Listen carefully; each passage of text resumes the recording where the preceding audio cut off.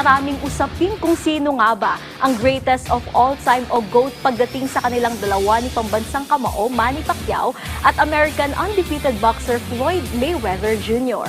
Pero iisang paraan lang kung papaano natin malalaman ang lahat ng yan, kundi sa ibabaw ng lona. Para sa detalye, narito ang report ni teammate Paulo Salamatin. Muling uminit ang usapin sa mundo ng boxing matapos questionin ni Manny Pacquiao ang paulit-ulit na pagdeklara ni Floyd Mayweather Jr. sa kanyang sarili bilang greatest of all time o GOAT. Pero ayon kay Pacquiao, hindi lang dapat nakabatay sa malinis na record ang pagiging pinakamagaling sa kasaysayan ng boxing. Bagamat kinikilala niya ang 50-0 na record ni Mayweather, binigyang diin ng pambansang kamao na mas malawak ang pamantayan sa pagkilates kung papaano makilala bilang GOAT ng boxing. He's always claiming that he is a greatest of all time. Right. And nag-o-object naman ako doon kasi ang tanong ko naman is in which part, kung sabi ko, kung kayo ay magaling mag-analyze ng boxing, so my question is like this: in which part that he can claim that he's the only one?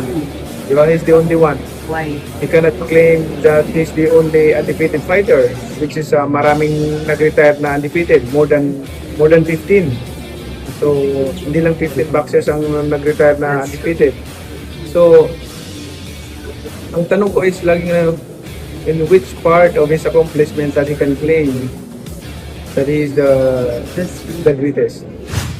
Si Pacquiao ay naging kampyon sa 8 magkakaibang dibisyon, isang natatanging tagumpay na hanggang ngayon ay hindi pa napapantayan ng kahit na sinong boksingero hanggang sa modernong panahon. Samantala, nananatiling matatag si Mayweather sa kanyang posisyon na binibigyang halaga ang kanyang disiplina, depensa at kakayahang manalo ng hindi natatalo. Hindi ko naman, I'm not yung kunang raising my own share, but nagayabang ko, hindi ayaw ko naman ganun, but at least ako, I can claim first 8 different division, which is the hardest accomplishment.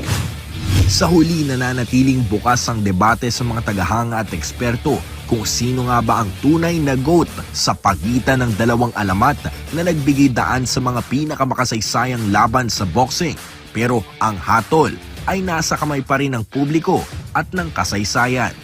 Paulo Salamatin para sa Atletang Pilipino, para sa Bagong Pilipinas.